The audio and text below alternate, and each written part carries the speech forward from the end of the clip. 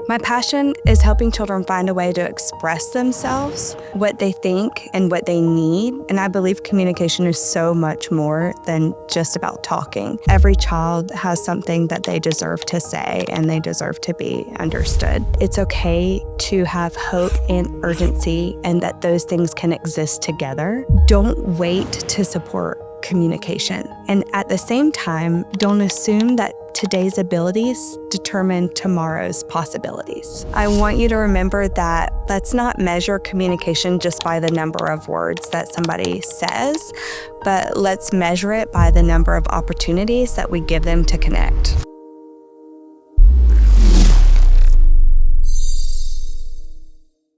Hey, I'm Jessica Yamoah, and I'm a pediatric speech and language pathologist and founder of Tech Talk SLP Services. I specialize in supporting autistic children and their families by helping them build meaningful communication, whether they use spoken language, an AAC device, or other forms of communication. My passion is helping children find a way to express themselves, what they think, and what they need. And I believe communication is so much more than just about talking. I believe it's about connection and connecting with others and building relationships. So whether the child is speaking or communicating without speech, every child has something that they deserve to say, and they deserve to be understood. I have a special interest in augmentative and alternative communication, or AAC, because I've seen firsthand how it can really transform the lives of the child and of their family when we add in this way for them to meaningfully communicate and connect with the people in their environment. My interest in autism began long before I became an SLP. I actually have 2 nephews that are on the spectrum. And I remember when one of my nephews was really little, between 2 and 3 years old, he was obsessed with NASCAR. And he would take pieces of computer paper and he would draw the NASCAR racers' numbers and their logos on the pieces of computer paper from memory. And he would line them up on the floor like they were racing on a racetrack.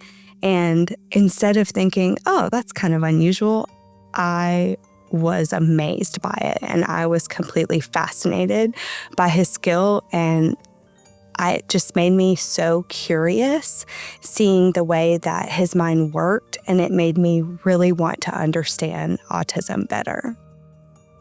And as I learned more and more about autism, I started to realize that it's not just one story that describes what autism is. You know, that every person is so wonderfully and individually unique with their own strengths and challenges and ways of communicating. And that curiosity that I started to build really became a passion. And today I have the privilege of helping many neurodiverse children and their families discover meaningful ways to communicate and connect with one another. One of the first things that I usually look for when I'm working with a child is not just how many words that they're able to say. I try to really understand who they are and what makes them laugh, what captures their attention. How do they let you know that they're excited? How do they tell you when they don't like something? And how are they already connecting with the people around them? And so for children who communicate without speech, I'm looking at all the different ways that they're already communicating through gestures or facial expressions or body language, even eye gaze, or just sharing like a really big smile. And for our neurodiverse friends who are speaking, I'm looking for something a little bit different. I'm looking for their ability to take turns in conversations or ask their communication partner questions about them? Can they tell when someone's joking, or do they understand figurative language versus like literal language? Are they able to tell the difference or pick up on some of these silly phrases that we use in speech? I also look at how they read social scenarios and how they build relationships with the people around them. And that's something that I can actually help with as a speech therapist. So speech is just only one way that we communicate. There's actually so much more. What I'm really evaluating is how a child connects with the world around them, because at the end of the day, communication is really about the relationships that we build. And I want to see my clients build strong relationships throughout their lives. One of the biggest misconceptions that I see is that once a child is speaking, that they no longer need support. But I work with many autistic children that are incredibly verbal. They have really great vocabularies. They can talk for long periods of time about the things that they enjoy, but they struggle with the hidden rules of conversation.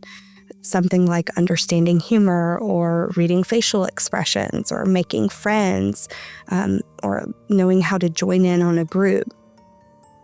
So I want people to know that communication isn't measured by just how many words that somebody knows, but it's measured by how effectively that we connect with the people around us.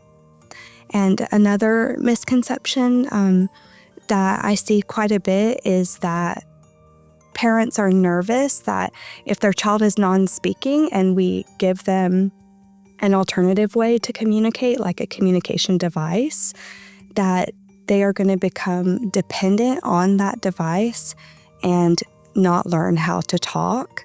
And that's something else that I really try to educate families on, that an AAC device will not prevent your child from speaking, that it's a wonderful tool that gives your child a way to communicate now while encouraging and helping to develop language skills that could translate to spoken language later in life. It's not guaranteed, but it only helps to assist and to boost those skills even more. This is a great example. One of my favorite breakthroughs that I've had with a client happened with a little boy who uses AAC. So he is a mixed communicator where he communicates some verbally and some with his AAC device. And when we introduced the AAC device, he loves it. He absolutely loves having this other way to communicate. And when we're working together and when people around him are modeling things that he can say on his device, he watches everything that you're doing and soaks up that language. Well, we had been practicing ways for him to tell somebody to stop. And so in previous sessions, we had been practicing saying, "Stop that, I don't like it," or "Can you stop?" And in this day, we were playing with a bus. And he likes the song Wheels on the Bus, so I assumed he might want to hear it. So I started to sing Wheels on the Bus, and he looked at me and he said, "Can you stop?" And I immediately stopped talking. And inside, I was screaming in my head out of just so much excitement, because instead of melting down or throwing the bus across the room, he was able to use the skills that he had learned to advocate for himself in that moment. And that was so incredibly beautiful. And that's what communication's all about. And that's a huge goal of mine as a speech therapist, is to give children the tools and the confidence to express themselves in ways that allow them to be understood by the people around them. So if you're a parent out there listening and you're worried because your child is not speaking yet, I want you to know that you're not alone, that it's completely understandable to be worried in this moment, and that those feelings are very real and very valid. But I also want to tell you that it's okay to have hope and urgency, and that those things can exist together. So don't wait to support communication. And at the same time, don't assume that today's abilities determine tomorrow's possibilities. I really believe that we should always presume potential. So some children develop spoken language, and some communicate through AAC or sign or gestures, and many use a combination of a lot of different ways to communicate. And the goal isn't to predict exactly what a child's communication journey will look like, but the goal is to make sure that they have a way to communicate every step of their journey. I also want to encourage parents to celebrate the small moments, because every little step of progress is so incredibly important and deserves to be celebrated. A question that I get quite often is, how can I encourage communication at home? Or how can you as the parent encourage communication at home? And this is a question that I love, because I know that parents are really thinking about, how can they get involved in their child's progress. But one thing I want you to know is that you don't have to become your child's therapist. One of the best ways to encourage communication is just through connecting during everyday moments, whether that's playing on the floor, whether that's reading a book together, or cooking dinner together, or going on a walk, or joining your child in their form of play. We want you to follow your child's interests, whether that's lining up toys or dumping things, in and out of a container. Just have fun and be silly together. Pause and give them time to respond. And don't feel like you have to be talking every moment just because they're not, but model language in meaningful ways during activities that are just a part of your everyday life. And we want to celebrate every attempt made to communicate, whether that's through speech or through a gesture or AAC, or simply just sharing a smile and a really happy moment together. I really believe that communication grows in relationships where children feel understood and not pressured to communicate. So instead of asking yourself, what can I teach my child today? Try to flip the script and say, how can I connect with my child today? And that little shift can make a really big difference. There's another story I'd like to share, and this is of one little girl who just has taught me so much about communication as we've worked together over the years.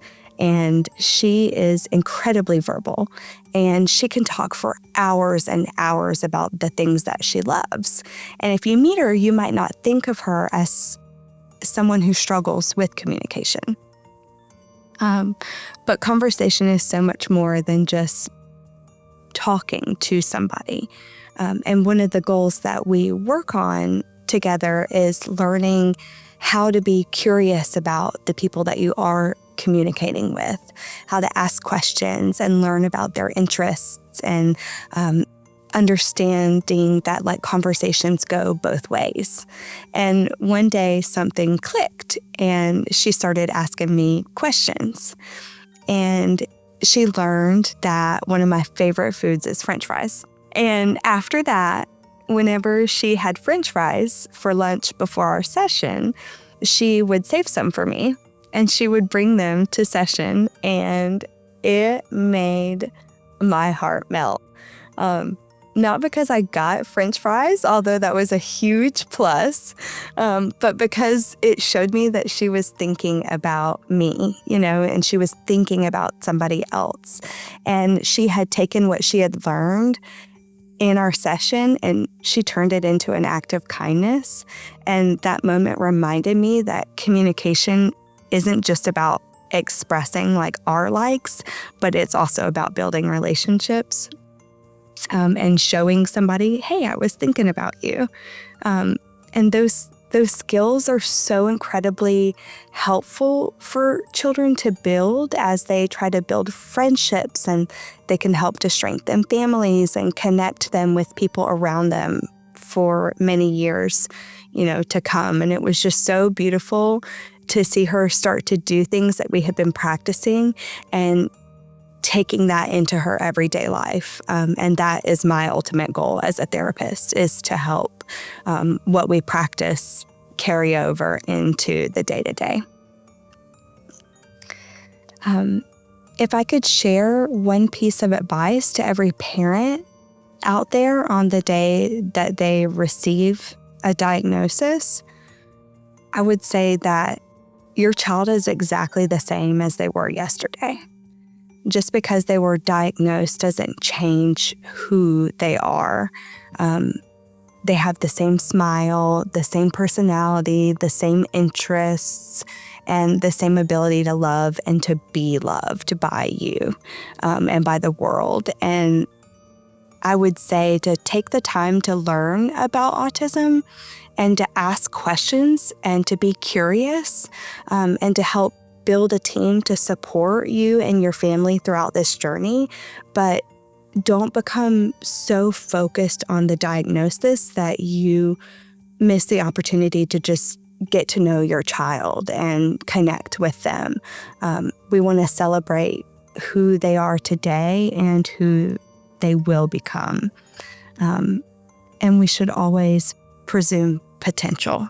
So another thing I wanted to talk about is that progress can look different for everybody. It's not always just a child saying a new word, but it can even look like them tolerating their AAC device being next to them, or them allowing somebody else to touch and model on the device, or pointing, at something that they want instead of becoming frustrated. Or asking someone to stop instead of having a meltdown. We want to celebrate every small step of progress, no matter what, because it's a building block for other communication skills that are going to come later. I had another boy that just really taught me how to slow down and appreciate the little moments. So this one little boy comes to mind. He uses an AAC device to communicate. And one day he wasn't answering a question of mine or requesting something that he wanted, but he was just playing with the buttons on his device. And he was almost making a beat out of the words and letting it play. And he started dancing. And we started laughing. And it just really let me see that giving a child a way to communicate can help their personalities to come to life. And so in that moment, he just showed me and his mom how much of a jokester he was and how silly he could be and how he could use his device to communicate not just functionally, but to create that social moment as well. And we laughed and we danced together, and it was so incredibly special. And it's just so important to know that sharing who we are and our personality is just as important as sharing what we might need throughout our day. So I'll close out with this. If you walk away remembering one thing from today's podcast, I want you to remember that let's not measure communication just by the number of words that somebody says, but let's measure it by the number of opportunities that we give them to connect. So every person deserves a voice, whether it's spoken, signed, or selected. And when we presume potential and provide support, many amazing things can happen.